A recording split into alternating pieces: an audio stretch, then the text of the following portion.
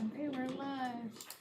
All right, I'm gonna bring the meeting to order. I'm Don Berube from 135 River Road. Tim McDaniel, Select Board Rep. Carrie Mackinnon, Community Development Director. Jess Duke, 50 Brown Hill Road.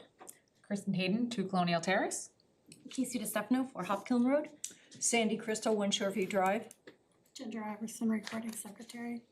All right, and with that, we're gonna move right to public hearings. Application 406-25, Eversource Energy, right-of-way easement, wetland protection conditional use permit for approximately 19,822 square feet of temporary wetland impact and 23,974 square feet of wetland buffer impact to replace 4 structures along the C-196, Q-171, and A-53 transmission line corridors located off Bobog Road, map 34, block 2, lot 70, and map 39, block 2, lot 134 and 125, AD, zone rural. Who do we got presenting? Come on up. Don, can you clarify who's voting? Oh, cause yeah, we got, 4, 5 regulars and 2 alternates. 1, 4, 5 regulars and 2 alternates. we can all vote. Maybe What's that? 7. Everybody's going for this Jonathan will big public hearing. probably walk in a couple of minutes, All but Will that change things? Yep, then So we make sure you. if we don't get through this one, Cassie won't be able to vote on the first That's meeting. I have mine, thank you.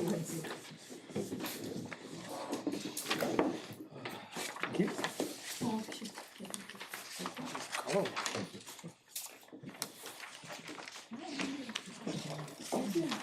thanks. Oh, is that one? I'm stealing your color. Thanks.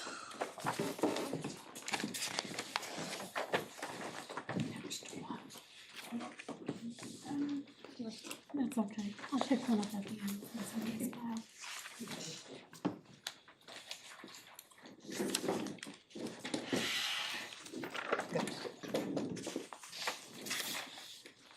Thank you for having us this evening. My name is Lindsay White with GZA Geoenvironmental. Donald Stoltz, Community Relations with Eversource. Trinity Grant, Project Engagement with Eversource.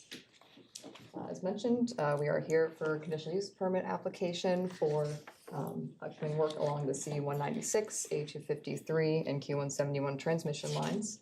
The work that's before you today is for a new scope of work, and it's proposed to start in October of this fall, October, and be completed by the end of March 2026. And we know that you've seen very similar work Yes. to this before, so we'll keep it brief. The project includes replacement of 4 utility poles for this scope. It's 2 that are located off Bobog Road and 2 off of River Road. The work requires temporary wetland impacts for access to the poles and for work pad placement around the poles. That's done with temporary timber matting, which you've seen on other projects. That goes down prior to construction and then it's picked back up once construction's completed. And the temporarily impacted wetland areas are stabilized with seedless mulch. So that's very consistent with the other scopes that you've seen. We did meet with the Conservation Commission on Monday, and there was a recommendation of approval of the application with condition that the wetland buffers would be upland matted rather than installing the crushed stone, which is typical Eversource practice, is to timber mat in wetlands and construct 16-foot wide crushed stone access routes in uplands. And that's to allow for future maintenance work on this critical infrastructure and access into the right-of-way in the event of emergency. And typically, Eversource will leave a 30-foot by 60-foot crushed stone work pad for upland structures once work is completed. That's reduced down from the 100-foot by 100-foot work pad that's shown on the plans for permitting, but it gets reduced down. And we certainly appreciate and understand the Conservation Commission's concern with the buffer impacts and the desire to upland mat in the buffers. We just want to provide a couple of reasons why the desire is to leave the crushed stone access routes within the buffers. in reality, Eversource will be back in this corridor for future projects. The projects, the pole replacements are based on the rating inspections that are done annually. Eversource, for these lines, they only replace the poles that are in critical need to be replaced, instead of everything in the stretch. And so the approach would be to construct the crushed stone access routes once, incur the cost once, and be able to use that same route for following years. Instead, the alternative of upland matting for the entirety of the wetland buffer would result in the large repeated costs each year that maintenance is required to reinstall the upland matting. And it is an issue that electricity customers do share at least some of the cost of these projects for year after year with the multiple. Is upland matting timber matting? It's actually a polymat, so it's a little bit different material than the timber matting that's in wetlands, Okay. but similar concept. Okay. In addition, in the event of emergency, the response time is much slower to reach the critical infrastructure without an existing access road. Over time, the vegetation does grow up through the crushed stone, and we've seen nature take over in these instances, and we do have some additional photos showing what it looks like in some years down the road. I don't want to pass those down this way. Pass them down here, might have to share a couple copies.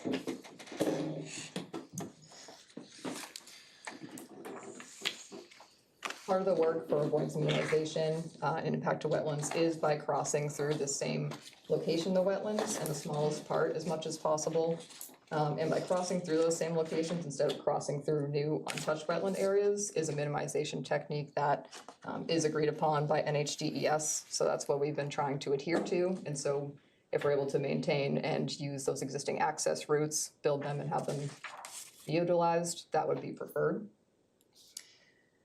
So with all that being said, we would like to request consideration of approval from the planning board to construct the crushed stone access and buffers. But upon completion of work, Eversource does propose to pull back the material, the crushed stone, at least 15 feet from the edge of the wetlands.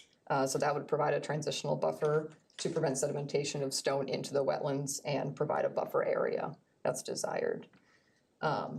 The other item the Conservation Commission did ask us to look into was for temporary barriers to block off wetland resources that are going through restoration to deter ATV, OHRV access.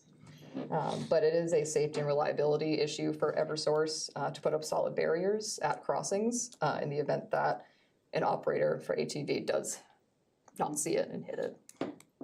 We discussed that previously and said, Yeah. they'll just go around whatever you put in. And that was the other That was one what we was- discussed Right. some other time. So that was a concern, and Eversource is still happy to work with underlying property owners to install and put up gates at the road crossings where they're amenable to that. But where Eversource doesn't own the property, they have to work with the property owner if the property owner wants a gate there. So that's our proposed work for this project. I'll make a motion to accept the application as complete. Second. All those in favor? Aye. Opposed? All right, we're gonna have a Just so Casey. we know, Who's yeah, in is the Casey still voting? Did you bump Jonathan in? Yeah, so, well, yeah, Jonathan, you're. Yeah, we did.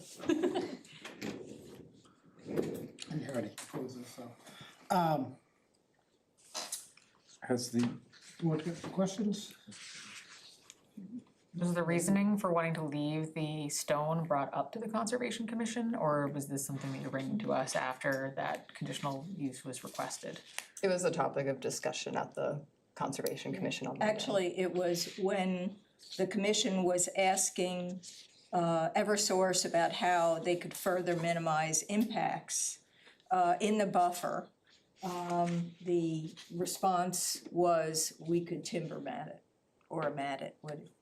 So that was what they said. I know that we have on numerous occasions talked about having these sections of gravel that kind of sort of invite folks to use the access areas, you know, with vehicles or bikes, whatever, and that you then have the wetland in between that's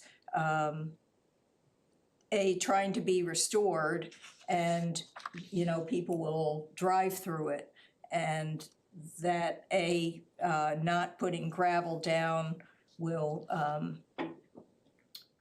reduce impacts in the buffer and also be less of a visible, oh gee, there's a road that runs through there. So I think that was among the discussion. I mean, somebody that's out looking for a place to go four-wheeling, whether there's gravel or not gravel, they see it's an open power line, it's not gonna deter either way of for or against, I don't think. I think in terms of our criteria in the ordinance, it talks about minimizing impacts to buffers. Now, why do they mat the wetland and not mat the buffer? Why? Because we haven't required that they mat the buffer. The state says you must only have temporary impact for this work. And so that's why they're matting the wetland. But why are we not having our buffers benefit from that, from also having a temporary impact rather than a permanent impact? So, Have you done that for other projects? It depends, a lot of, we do have gravel through a lot of upland buffers in most towns. You know, it's definitely, it can be accommodated. The preference is to leave the gravel for the reasons that I talked about. Yeah. And that's also where Eversource is also saying they're happy to pull back the gravel so that there is some buffer that's still there. And also that, you know, the use of crushed stone, a little less impactful. With the photos, you can see like when it's left alone for some years, it does come back up and through pretty decently. So that's kind of. yeah, it's also hard to know, so what vegetation is coming up? Is it the same vegetation that would have been there to begin with, or is it other vegetation? Yeah, my concern with pulling up the gravel at the 15 feet, how are you going to pull up gravel when you don't, you know, if you don't have any, you know, geotextile fabric under it, and we're not gonna, you know, have you do that, but if you try and pull up the gravel, you're disturbing the area in the buffer some more. An additional offer too is to do, like extend the timber matting on either side of it to create that buffer instead of the gravel going down. We just extend out to add that 15-foot buffer on either side. Sandy, why is the Conservation Commission asking about this for this project? When Well, we approve these things. Right, and I 6 times think a it's year. a realization that they're not really minimizing the impacts as much as they can. So I think this is like I mean, you can herein, not always just minimize this. something more. I mean, it's always, you know, Well, when they minimize, you know, from, I don't know how they, you know, were doing it 20 years ago, but I'm sure the practices have gotten better and it gets, you know, and it gets minimized then. And now if they do this, I mean, next time you could minimize more than what you're asking now, probably. well, I mean, the thing is that it's pretty obvious, like I said, that they're minimizing impacts in the wetlands to meet the state's requirements, but they're not really minimizing impacts in the buffers. What is the state requirement in the buffer as far as The impacts? state has no buffer. There's no buffers in the There's state. no buffer for the state. Buffers are town by town. I'm not convinced that we should be. You mentioned you don't wanna entice people to use it. I'm not sure that's the case. I want people to use the outdoors in town. No, it's not the outdoors. We have, the thing is that these are areas that you have uplands, then you have wetlands. Well, the wetlands, you know, they drive through them, they get destroyed. I mean, you know, you have Eversource trying to restore the wetland, and then meanwhile you have people kind of coming through there.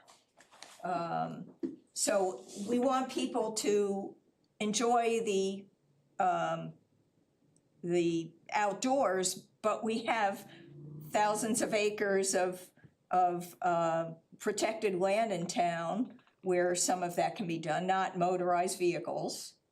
But, you know, I mean, motorized vehicles aren't allowed anywhere in town. that's right, unless you're on private property, Yes. that's right. Well, But I think the issue is, it's not minimizing the impact by putting gravel in the buffer. I mean, anytime you disturb it, and that's more disturbance than a vehicle I mean, going part through of, it. if you can, to get that path as narrow as it can be, but getting it there so it's there for future access, because, we do gotta keep the grid up. And even this meeting, and the longer we take, it is all, the ratepayers are who pays this. That's where it goes to, so. So what is the cost difference between putting the gravel down, and like how much does it cost to bring timber matting out each time? Substantial. You have to be able Basis, to like a mow daily rental. basically and bring the trucks Right, out, lay there's it out. costs that are incurred when you You have to load re-permit them, every mow single them. time that you come out and everything, okay. And they're rented, they're, on a day by day. Yeah, okay. So the longer they're down and the more we move them around, the higher the cost is. And how frequently do you anticipate you would do maintenance on them? Like on this corridor, like how, is it annually or is it? Pretty much annually, we have scopes throughout these lines. You do annual inspections. Annual inspections, and we've been So usually you may or having- may not do annual maintenance. Yeah, so it depends on the inspections. But as you know, we're before you pretty frequently, so it's. This is a pretty large change in precedent, that's also, I think it just takes some consideration if that's a change that we all wanna make, I know, so I was asking Sandy why this one, when. Yeah. Well, it's just that, so when are we going to say that we want to minimize the impact and this is how we? Well, I get your answer, it's just that after proving probably 20, 25 of these in the last 6 years, I just wanna know why now is why this was Because the thing that broke the camel's back. we actually had Eversource suggest that that was an additional way to minimize impacts. That, We'll note it's not We possible. were asked. And it does depend on topography too, because uplands can be drastically different as soon as you leave the wetland. And so for safety purposes, it's not always the case that upland matting can be accommodated.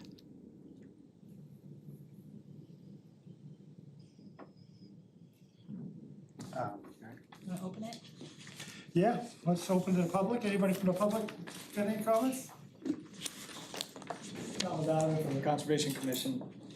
We need to deepen the conversation in a couple of these areas, very important. So let's start with Kip's comment about opening these areas to the public for access. No, I'm good, thank you.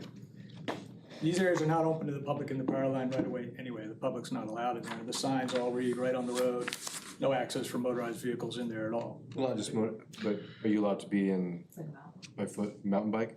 The Conservation Commission is, interestingly enough, they were given permission to walk the right-of-ways in one of the site walks. The Eversource representative said Conservation Commission can go in there whenever they want. I don't know about mountain bikes for the public. Maybe Eversource could address that. You're fully aware of the motorized stuff, but I'm talking about, Yeah, that's I a small don't think they subset are. of the town. I don't think so. I don't think the right-of-ways are open to the public at all. Private property under the power line, so it Okay, happens, but. so the next question I'd like to address is the comment about cost. So Chairman, your comment about the public bears the cost may or may not be relevant, but it is not relevant to the planning board. Utility costs are the purview of the Public Utility Commission. The purview of the planning board is to ensure the ordinances of the town and the protection of the resources that are identified in the master plan are protected. So I don't really believe that that particular issue is appropriate to the planning board. But nonetheless, the question, I would argue that, but show me in the town ordinance where it says the planning board is responsible for ensuring electric rates are low. I'm sure it doesn't say that exactly in there. It is, I think, just as a duty as a citizen, and we're here trying to do what's best for the town and the people, I mean, it's a concern that I have with it. And So I agree, Don, with your bigger Yeah. point, that it is the responsibility of the planning board to look at those specific areas that are identified in the master plan, including the protection of water resources, which are important to the town for groundwater protection and groundwater withdrawal for people, 95% of this town who are on wells. and the wetlands that protect those during the droughts, for example, that are going on right now. That, I think, is the public responsibility of the planning board, as identified in the master plan, and as you've expressed philosophically for the planning board. I would agree with that part. Now, your response to the question of cost was substantial. The timber mats are substantially more expensive than gravel. I think that if cost is gonna be the consideration of the planning board for deciding to impact this natural resource that belongs to the people of the town of Bow, we should know what that cost is, how much it is, and specifically what is the cost and the impact to the rates of the people of Bow. In the average cost of the citizen of Bow, who pays about $180 to $200 a month in electric bill, transmission cost is about $20 a month. Of that, environmental costs are about $5 a month, as best I can estimate from public documents from Eversource. Of that, timber mats impact per month per citizen in Bow is gonna be something like 20 cents. Okay, at least as best I can figure out for timber mats. So that's how far I've taken the question of cost compared to substantially. So I think the planning board should at least have a better understanding what the cost difference is, if that's gonna be the decision to impact these resources for the people of Bow. The other point that was brought up by the Conservation Commission that was not laid out by Eversource here a few minutes ago was the repeated impacts. Many citizens across Bow have expressed to Bow Open Spaces and other organizations how the power lines have become basically an ongoing constant construction area. You see equipment going all the time, year in, year out, roads being rebuilt, dust, noise, all kinds of problems coming off of those. Maybe we shouldn't let them do it at all. Maybe we should let the grid go down. Now, and hang on, Don, if you could, just please. I used to work in a public utility, so I understand reliability very, and I take it very seriously. The difference is, public utilities in other parts of the country rebuild lines all at one time, and then they're good and reliable for up to 50 years.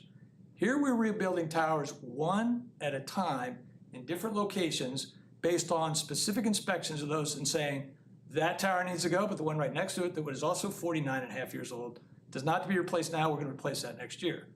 What they're doing is taking advantage of the fact that we're not holding them to the natural resource requirements that our ordinance require and allowing them to do that. It would be much better from a variety of different viewpoints if they came in, rebuilt the lines, done with it, recovered their materials, let the areas grow back, let the water be protected, let the wildlife recover, and then come back again in 20, 30, 40, 50 years and replace it all at one time. That's what we actually talked about with them in detail, and that's one of the reasons why we're pushing hard on this issue for this set of requirements.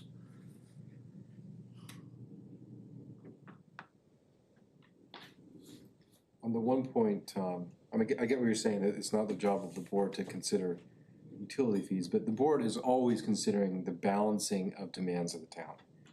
You know, I use the Dow Road. That intersection gets more dangerous because it's something we approved. We know that. But during that discussion, we had that debate internally. We are all for bringing in responsible development. We really want to try and minimize the safety impact, but we're willing to take a little more risk at that intersection to get that development. I'm summarizing for a board, but you get what I'm saying. So it's not our responsibility to, in the code, to do that, but we're doing that all the time with different things around town. So like, I get what you're saying, it's not in our ordinance, but it is something we've had to consider. Now, your math is, I trust your math, and you're saying it's a de minimis impact, but it's still an impact. And so I think Don's right to sort of bring that up. On your maintenance, sort of the maintenance, I totally get it. But I don't think this is the venue to change the entire policy of maintenance in Bow, and probably if they change it there, to change it beyond. That sounds like a very reasonable thing. I think that has to be in a larger venue than this. For us to be sort of taking that stand feels like we're trying to go perhaps beyond our remit. You know, we're talking about 3 specific towers, and you're talking about a change in Eversource policy as a whole, which I don't necessarily disagree with. I just disagree that this is the venue to confront that. But this was brought up on the last set of tower requirements. Say that one more time. This was brought up on the last permit and discussed and was not addressed. Will not be addressed in this set, not addressed in the next set. So when are we gonna address it? You there's a point at which the cumulative impacts of all of these approvals has reached the point, as I said before, where the right-of-ways are beginning to look like constant construction zones. And that has an impact on the natural resources that this planning board has a requirement to protect. That's my final point. Thank you. Anybody else from the public? See any, I'll close the public hearing. I'll make a motion this does not have a regional impact. Second. All those in favor? Aye. Opposed? There's no way CP. So we have to consider approval criteria. It seems pretty clear we have one big decision to see where people stand, because that would become a condition of approval or not. Yeah. So,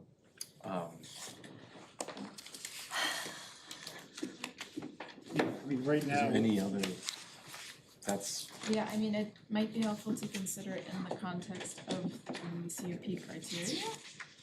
I think specifically, the proposed activity minimizes the degradation to wetland buffers. Page 3B.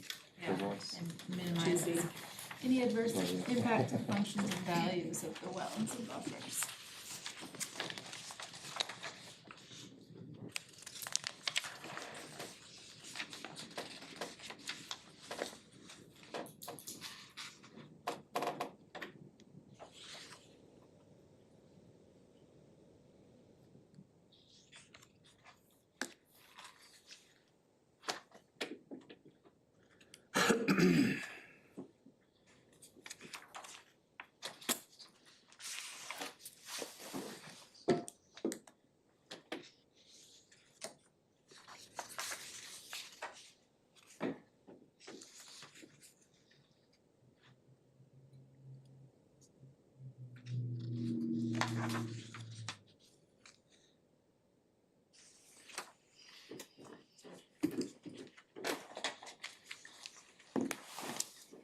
so what if we want to hold them to?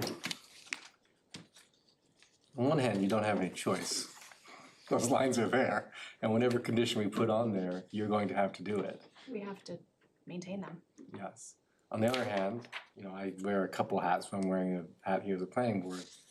Like, I don't want to increase costs to a degree. Now, we've put costs on you.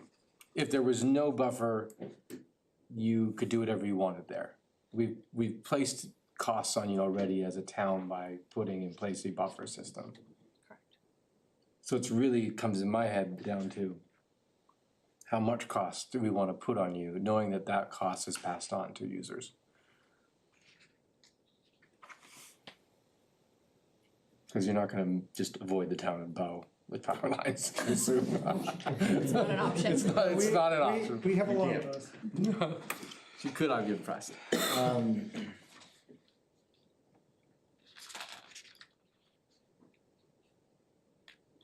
So this would, obviously be a whole lot more timber matting going out anyways. And it would set a precedent for all Moving future. forward. So, I mean, and with that, I mean, if it, and I don't know if Eversource looks at it that way, if you have this higher cost to access these lines to replace a pole, the one pole that's probably got a couple years left on it, would you be more apt to, we're gonna do multiple in the same area because we have this laid out? Eversource does try to incorporate called opportunity structures, where you're in a stretch, and they do try as much as possible to bring those ones in with it. There is budget overall for these projects to happen as asset condition replacements, so not all of them can get brought in. There is effort to try and bring some in opportunities where possible. Yeah, I can tell you that when we did or maybe I did the walk to check out the line, I had happened to see another pole that was along the line, and it was like, it kind of has a crack in it, doesn't look real good, but apparently it didn't meet the criteria for needing to be replaced. But if it was a higher cost to get the access to replace the one that did need to be replaced, they would have probably looked at the Maybe, one that had Some like. was Westport. near to, Right, I mean, is that how they would look at it? Maybe, Cost benefit Could be. analysis kind of thing. it's kind of, I There are mean, multiple layers on top of where we are in planning that go into the approval of these projects, so everything has to be very well justified. We, part of my ignorance on this, Carrie, if we as a town wanted to say, going forward, in the buffer, you have to use, I forget the word. matting or. Upland matting. How would we do that? Is that we just decide it as a board and say, sure, or does it have to go to town meeting? I don't think it would be that, I mean, if you wanna be really specific about it, you could, but I think you can push for it just within the criteria and say you have to minimize to the maximum extent possible. And if it's feasible to do matting, then that's minimizing to the maximum extent possible. I mean, the thing is that it's not a new process. I mean, they're using timber matting in more areas, but it's not, hi, we want you to, use a different machine or change, what you're doing entirely. It's just what they're doing in the wetlands, they need to be doing in the uplands. The buffer. in the buffer. Yeah, in the buffer. I'm uncomfortable putting that as a condition of approval on this application. Why? Because I wanna have a broader discussion around that, bringing in more than, Tom shows up at meetings and all the credit to it, but bringing in more voices than just one meeting on a late August Thursday that would effectively set a precedent. Moving forward. I'm very open to that discussion. I just don't think this is the way to go about effectively setting a significant change in policy to how we do this. That's where I stand. Question, so I'm a people pleaser, so they've We love you for it. they did offer some compromises, I think. I'm trying to figure out if the compromises they've offered or if there is a compromise that helps achieve the goals still. Using more timber modding than they have proposed, but not Like- all of it. Does that help? So the Help some. benefit of the crushed stone and then timber matting on the side, what is the benefit of having the crushed stone in the middle? That you have to bring out less timber matting at the time when you have to come back out? Cause every time you come back out, you're still gonna have to bring the timber matting for the edges where you've kept that buffer out, Right. right? Right, so. And the wetland, And the wetland, I mean, the wetland's getting It matted just seems like anyway. if you're gonna go through the effort to bring that amount of timber matting, is it really that much of a cost savings to just not have it where the stone is as well and just? There's also the maintenance for future down the road or emergencies.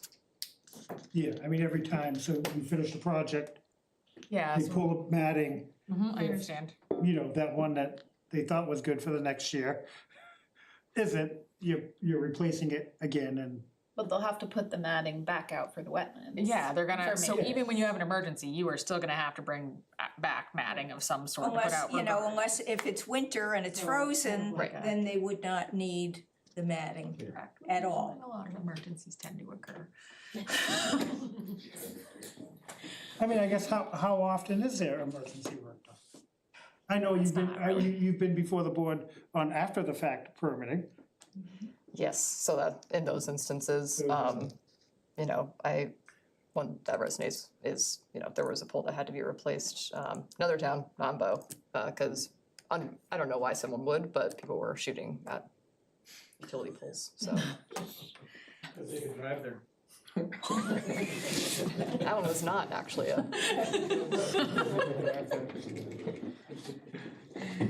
I personally don't think it's that huge of a difference in a precedent, to be honest. As far as minimizing impact, if you're already gonna require them to have timber matting on the sides, having a small, it's like, They're already bringing it out. I know it's more expense, but at the same token, if they've offered it once, they can do it.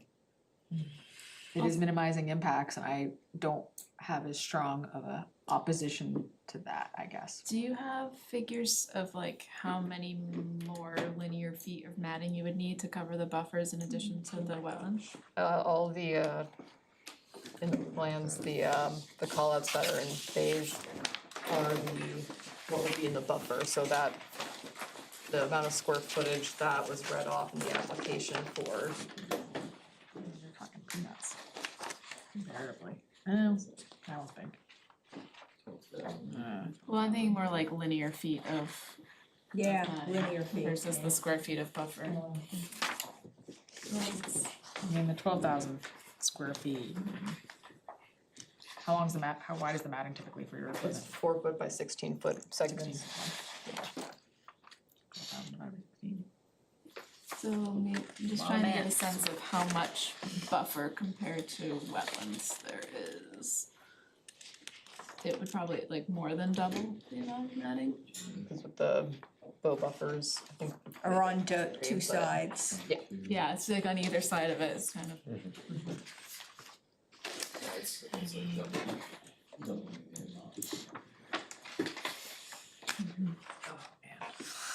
I just want to also reiterate too, where the topography is not favorable in uplands, there's instances where, for safety reasons, You have to use the you stone. have to, yeah. Isn't part of the purpose of the timber matting also because it's wet? You're not trying to make sure you can support your equipment to drive over it? The wetland impacts, The yes. wetland impacts themselves, so like, are you talking about bringing out timber matting or is it a different type of matting that you would use in the wet? It's so uplands, it's a polymat material. They're shaped a little differently. I can't, trying to remember what it looks like off the top of my head. Kind of lock into each other. It's a, Like a puzzle. like a puzzle. It's long, it's Are they it's white, Easier a little to thinner than the timber transport? matting. Are they It's the easier same to transportation as maneuver? the Is timber it matting. smaller than timber matting? You know, that type of stuff. Timber Well, matting's pretty you cover the beefy. same area, so it's gonna be.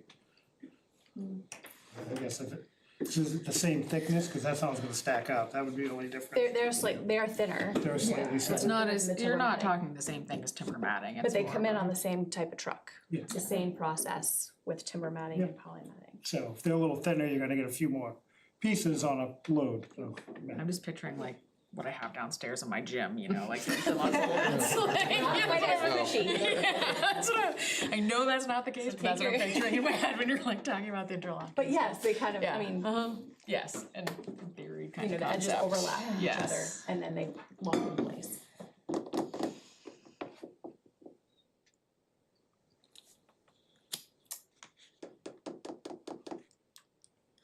I mean, I don't know.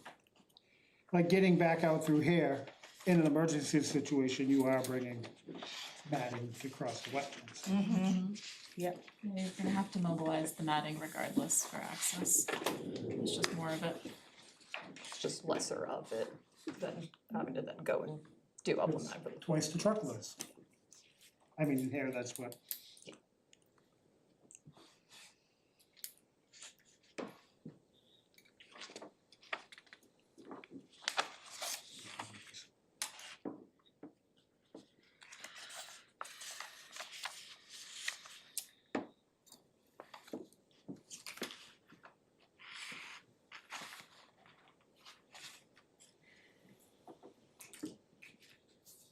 I'm not going to make that a condition. I will be the one bringing it up, so if you guys wanna take over, go for it.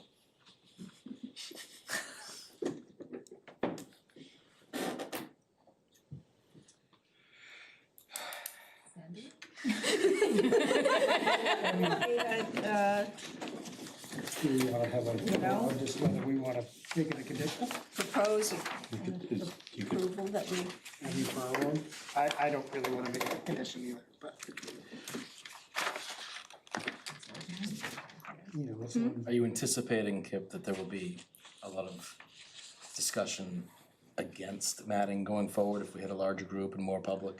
I don't know enough about it. I wouldn't think there would be. I don't think. I don't think it was any difficult to get a larger audience. It's gonna be Tom. I think Tom's our audience. I think Denise is listening. But she didn't show. I feel like we're pushing off the inevitable yeah. opinion that it would be nice to have the matting. Because that's what's in our ordinances to minimize as best you can. So, what can we do to minimize more than the matting? I'm sure there's something, Well, there's always something, Hovercrafts, Helicopters. helicopter. that is, That's an expensive day. I've seen it.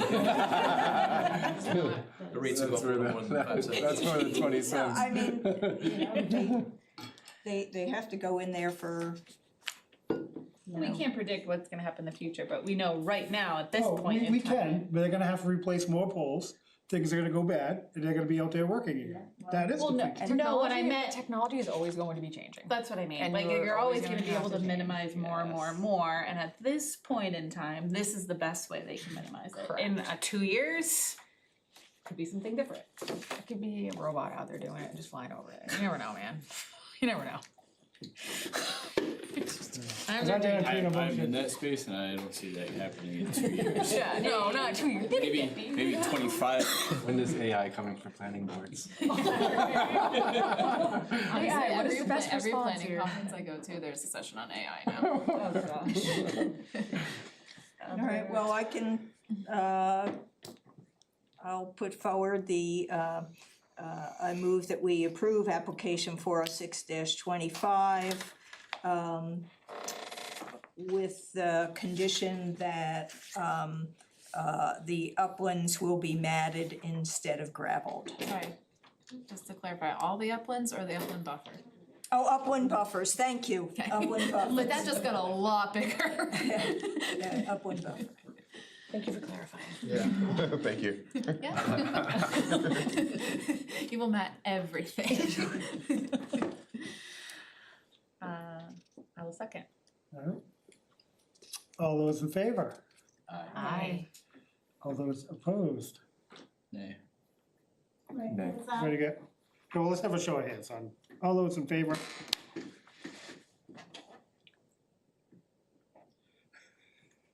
We got 4, well, we're gonna get it, so all those opposed, I don't really like the vote. John. So 3. And Kip. The ayes have it. Thank you. We can vote no, it's knowing it's gonna pass, so you can actually do the work. We appreciate it. We would've had a reconsideration of that, right? Finding of facts. Me? Thank you. Thank you. I think, 2B. They meet the criteria. yeah, exactly, is it 2B? Including. Which basically, says that it has to minimize the best that they can, and so using the upland matting in the wetland buffers minimizes the impact the best that they can. That resource. And then they meet the rest of the criteria. And, yeah, and they And the meet rest the of rest the of the criteria. criteria. I mean, they will understand the precedent now, is it possible for us at some point to go in and clarify? Not that this is precedent, but be a little more clear in our regulations that I don't think you can't be that specific. You can't say, gee, You can't be any more specific than minimize impact? no. No, I mean, there's guidance out there, it's really, numerically in terms of the area you're impacting, the type of impact, so obviously the gravel, which is a permanent impact, is more of an impact than doing matting that doesn't leave anything behind. So, in fact, our CUP form needs to have a temporary and permanent on it, because that would also emphasize those differences. It's kind of like I have means a and quick methods question on almost. terminology also, Carrie. In their application, they talk about wetland buffer impact, which is a term we've been using. You're using upland buffer, which is the actual term in the ordinance. That's right. So upland It's just means wetland not buffer. wetland, so, So it's a wetland buffer. It's a wetland buffer, right, but it yes, is it is upland because wetland it's not buffer. wet. It's not Because wet, wetland, that's but why it's they don't need wetland to. buffer. Wetland. Okay, In thank you. uplands, right, yes. Okay. There's nothing between wetland and upland. Well, that's the thing, they already have to bring We've us got all, there's a lot. Was there a second on the findings of fact Oh, and a second. vote? Okay. No vote. Did we have a second? So, I second, all sorry, those in favor of the findings of fact? Aye. Aye. sorry.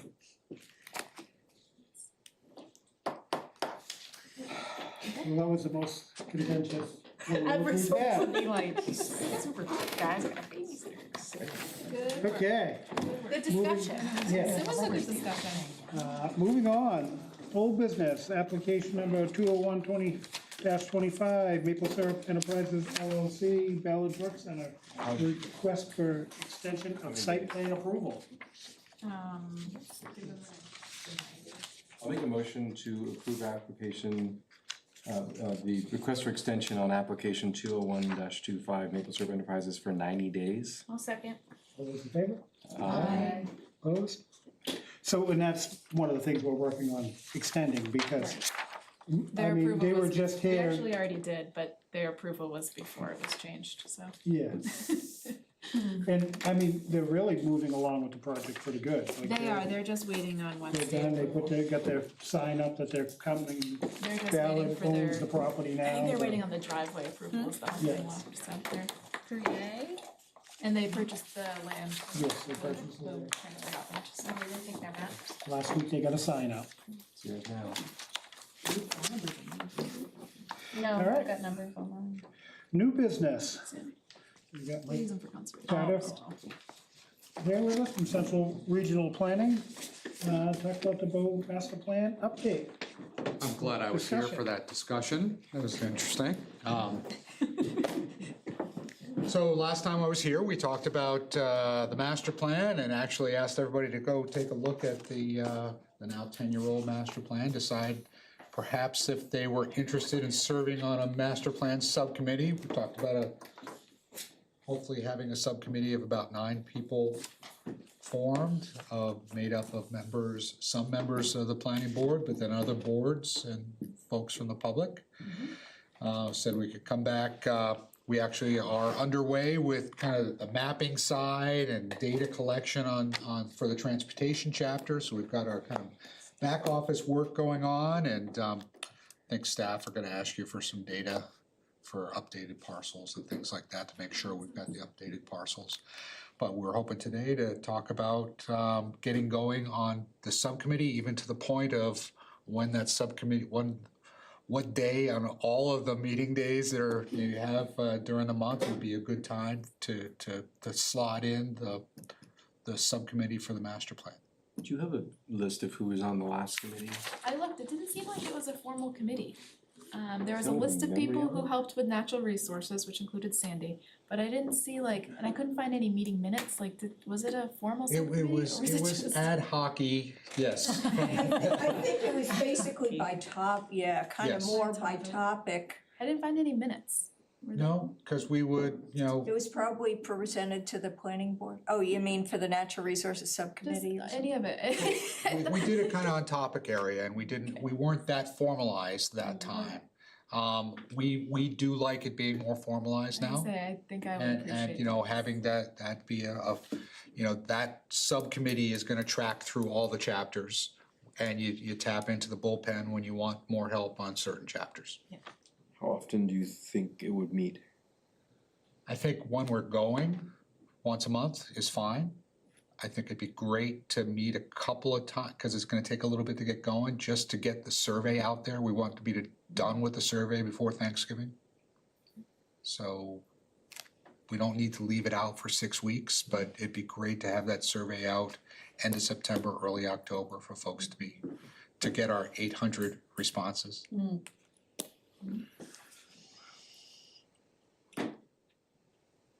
So my questions tonight would be, what's a good night that's not being used in this room? And who would be interested in serving on that committee? It's not our, we don't wanna run you guys into the ground. That's my first pledge. So, but also I think it's a pretty interesting process, and there's a lot of different topics, so. Are there discussions of sidewalks at all in the master plan? Absolutely, and that's part of the transportation chapter, let's go. Yeah, I'm definitely interested. I'm interested Oh, as well. I thought you said I'm not interested. Sidewalks, help me out. We're like, wait a minute, this is not what we discussed, Krista. You're talking about sidewalks, I want nothing to do with This woman this. hates sidewalks. You know I love the sidewalks. Yeah. I really love the sidewalks. Not a lot of them, just a few. Planning board meets 2 times a month. Yeah. Days. February. Yes, Just when does that to start? keep that in mind. October. I mean, we should add a work session meeting or a crap meeting. Yes. It definitely should be part of the agenda too. Yeah, we can Discuss. probably combine those. Yeah. I forgot what that acronym. Creative, Something about planning. creative, It's called crap? reevaluating and planning or something? That's what we came up with that. Who came up with it? Who was the really one? I don't know. Yeah, I didn't make up the term. I think that's Harry Judd. It's not this meeting. It sounds like Gary. No, basically, it was the planning meetings that were not full of Sure. things to take up, so, Do, like, because we don't Work do, session. Yes, we work don't sessions. do enough planning, we're doing, it's all reacting. So starting in October, we have an extra meeting the first Thursday of the month to prepare zoning amendments essentially.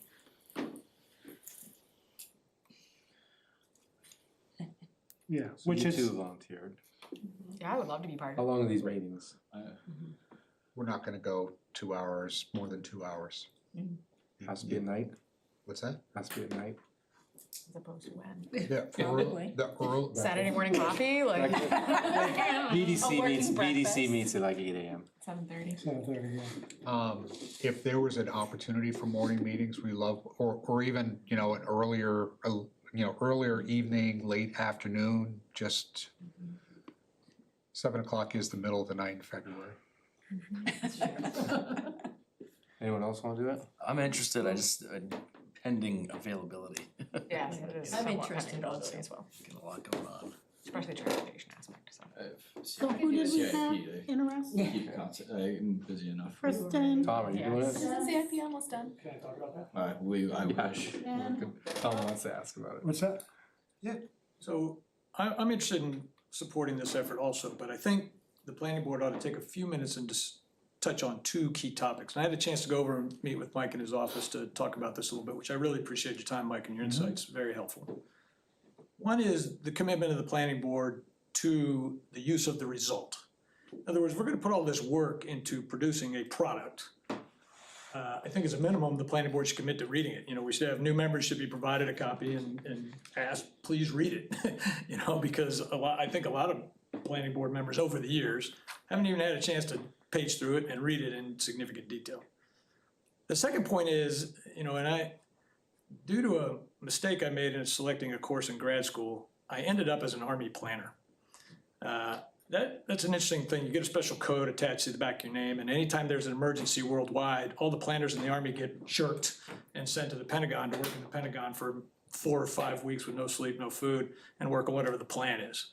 It's a horrible experience. But I did learn what a plan was out of that experience. And there are some concerns that our master plan today is actually a vision document. It lacks the implementation chapter, as Mike calls it, that other towns have used, that talks about how to take this vision and the goals that are laid out in today's master plan and actually say what we're gonna do about it. That piece is missing from both the last two master plans. And unless the planning board is committed to getting an implementation chapter in there, then we're just really rewriting the vision and the goal statement, and that's really not worth people's time. I don't think. It's not worth my time, because I think it was a good product in 2017. It has a lot in it. A lot of work went into it. There may be some changes around the edges, but I don't think that's where the heart and soul of where the master plan needs to go, based on my reading of it, watching the planning board in action, and talking to Mike. Thank you. We have some people interested. I would love to get some people new to the process. Could we post it and see what comes in? Just so we get a broader swath, as unpredictable as that can be. Yeah, no, I think that's a good idea. And then, like Mike said, when we're doing specific chapters, we'll target more specific groups. Yeah. And if there are groups that, would have a couple of us on the agenda to go talk about it, to sell participating and what, we sometimes, what is a master plan? And why are we doing this and what, when was the last time we did it? So I'd be happy to do that too, over the next couple of weeks if there are some groups that would wanna know more before they commit or have someone commit. And when would you like to have the first meeting? If your survey is going on end of September and it's not until too long, Well, are some you point thinking November? mid-September, so we'd wanna meet twice to get that survey out, and, I'm gonna probably wanna send some homework to the committee before we even meet. Yeah. to get it out there before Thanksgiving. So yeah, we'll put the word out and see Sorry what we about get. the I know homework some, already. they recently No, no, published, looking at like you. put out the call for people to be on the 300th committee, and I know there were Right. some candidates came in for Yeah, that, it'd be so- good to also make sure it gets posted on Facebook Yeah, as well as. that's Yeah. usually what we mean. Oh, right, yeah, no, that's It's like right, that's that's just right. the That's best where it's- forum, yeah. sadly. And if you don't get to 9 and it's 7, it's a core group of 7, Yeah, and we're going to the bullpen for the other chapters, that's great. Well, I suspect you might, if it's mid-September, you might start with 6, 5, Yeah, maybe it'll and it grow. will grow. Could be, yep. Oh, in terms of the universe, can we also, with that for people that have signed up for that notify me for any organization, can we possibly send it to those people as well, or use that? Just I sign mean, up. for any organization, so like we'll post, most of the people who use Notify Me get the news alerts from the homepage, I assume. Yeah, I don't know. That's good. So I would post You it as think a they news do? alert. Oh, Yeah. okay. Yeah, I get that. And most people would get notified for that. The Okay. notify me? All right. I need to learn how to do this, Yeah, apparently. I get all the notifications from all the town stuff. Clearly I'm behind the times over here. Yeah. Okay.